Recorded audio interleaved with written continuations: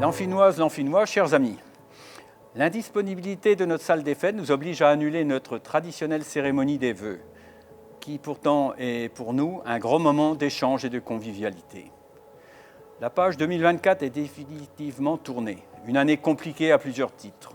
Toujours la guerre en Ukraine et au Proche-Orient, la réélection de Trump aux USA, la chute de Bachar el-Assad en Syrie. En France, la dissolution surprise et une majorité introuvable. L'année 2024 a aussi été marquée par les intempéries dévastatrices dans le nord et le sud de la France, et récemment à Mayotte, le 101e département français. Le cyclone Chido a frappé l'île de Mayotte, causant des destructions massives et laissant derrière lui un paysage dévasté. Une catastrophe humaine, une catastrophe économique, une catastrophe environnementale. Ayons une pensée pour tous ces sinistrés qui sont aussi nos compatriotes. Heureusement, en 2024, la France a accueilli les Jeux olympiques et para-olympiques. Un grand succès, quoi qu'on en dise. Cette dièse olympique, ces moments de joie et de partage. Et aussi la réouverture de Notre-Dame de Paris, une prouesse technologique de tous ces charpentiers, salués par tous avec émotion et reconnaissance. Plusieurs personnalités nous ont quittés en 2024, parmi lesquelles Alain Delon, Michel Blanc, Anouk Aimé, Françoise Hardy, Robert Badinter, Roland Dumas, Bernard Pivot, Patrice Laffont et bien d'autres. La rétrospective 2024. Tout d'abord l'état civil, 8 naissances, 1 mariage, 4 pax et 9 décès. Selon l'estimation de l'INSEE, la population lamphinoise s'élève à 1116 habitants au 1er janvier 2025.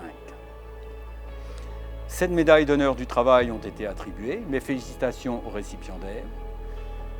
Quant à l'urbanisme, 9 permis de construire ont été accordés, 58 déclarations préalables pour travaux, 64 certificats d'urbanisme et un permis de démolir. Le permis de démolir concerne l'ancienne école. Les réalisations 2024. Salle des fêtes et mairie, le chantier suit son cours avec les aléas de toute rénovation. Nous espérons une fin des travaux pour la rentrée de septembre, si tout va bien. L'espace multi-accueil, la réfection des travaux d'étanchéité sont terminés. Ces travaux doivent être pris en charge en totalité par l'assurance, pour une somme de 390 000 €. L'église, le problème de la mérule n'est toujours pas solutionné. Les différents experts ne sont pas, à ce jour, parvenus à un accord sur les responsabilités de chacun. La démolition de l'ancienne école a démarré. Le problème d'étanchéité de la halle, c'est-à-dire la grange en haut du bourg, semble résolu. Installation d'une balançoire nid d'oiseaux à proximité du City Stade pour 8 738 €. Acquisition de nouveaux buts de foot pour 2 848 €, parce que les anciens buts n'étaient plus aux normes d'aujourd'hui. Acquisition d'une réserve foncière rue des Racines et impasse des Portes, 7 000 m² pour 50 000 € environ. Un nouveau conseil municipal des enfants a été installé le 13 décembre pour une durée d'un mandat de 2 ans. 7 filles et 6 garçons. Respect strict de la parité. Remerciements à toute l'équipe municipale et spécialement aux adjoints, car évidemment beaucoup plus sollicités. Aux membres non élus des différentes commissions, je pense notamment au CCAS et à la commission des impôts. Au personnel communal, une équipe à votre service qui s'engage aux côtés de nous, les élus, pour le bien-être de notre collectivité. Merci pour votre implication. Une pensée toute particulière pour nos 2 agents qui sont en arrêt prolongé, Magali et Laurent. Un nouvel agent, Benjamin Legendre, un Lamphinois, a été recruté en lieu et place de Antoine Corbel. Un Lamphinois également, qui, pour raison personnelle, a décidé de quitter l'Enfin, le domicile de l'Enfin, et pour son travail. Bienvenue à Benjamin, merci et bon vent à Antoine. À tous les bénévoles de nos associations qui ont animé notre commune en 2024, et les manifestations ont été nombreuses. On peut citer le petit théâtre des Courlis, la fête du pain chaud, la course des caisses à savon, la rando gourmande, le championnat de Bretagne cycliste, la fête de la musique, la kermesse des écoles, les concours de boules, le petit village, etc., etc. Remerciements aussi à la gendarmerie et aux pompiers pour leurs nombreuses interventions sur notre territoire lamphinois. À nos 2 journalistes locaux, Philippe et Léon, qui relatent les actualités lamphinoises. Maintenant, les projets 2025. Poursuite de la rénovation énergétique de l'ensemble mairie, salle des fêtes, cantine et réaménagement de l'accueil pour la mairie, avec mise aux normes APMR, personnes à mobilité réduite. Fin des travaux espérés pour septembre. À ce jour, le coût des travaux est de 1 120 000 €.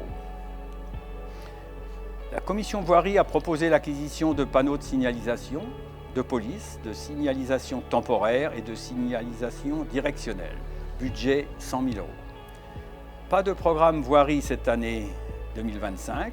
La commission a estimé que nos routes pourraient encore attendre.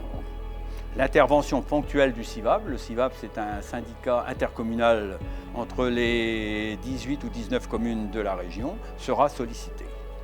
L'ancienne école, fin de démolition et construction de 4 logements sociaux avec le nouveau bailleur social Terre d'Armor Habitat. Participation communale à hauteur de 200 000 €, y compris la consolidation des murs de clôture. L'aménagement du parking du terrain des sports et des locaux techniques, problème de mise aux normes, et le permis d'aménager pour un nouveau lotissement sont toujours suspendus aux résultats de notre station d'épuration. Même si les résultats s'améliorent, ils ne sont toujours pas conformes à l'arrêté préfectoral. Ce qui bloque nos projets qui sont pourtant budgétisés depuis 2024 à hauteur de 800 000 €. Poursuite de l'étude avec le SDE. Le SDE, c'est le syndicat départemental de l'énergie des Côtes-d'Armor, pour des projets de panneaux photovoltaïques sur les locaux techniques existants, sur l'espace multi-accueil, autrement dit l'école, sous forme d'ombrière. Coût estimé, études plus travaux, 150 000 €. Projet de robot de tonte pour le terrain de foot, 12 000 €. Le problème de mérules dans l'église devrait trouver son épilogue en 2025. Une réflexion est en cours aussi pour trouver une solution d'abri pour les jeunes de l'école de foot, mobil-home ou autre, en attendant l'aménagement du terrain des sports. Un petit mot concernant l'intercommunalité. L'enfin intégré Saint-Brieuc-Armor, agglomération SB2A le 1er janvier 2017. Rappel de quelques compétences et services à votre disposition.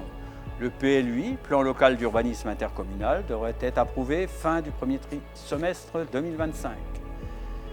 Le calendrier de la mise en place de la TOMI, taxe d'enlèvement des ordures ménagères incitative, est le suivant. L'année 2025 servant de test sera une année blanche.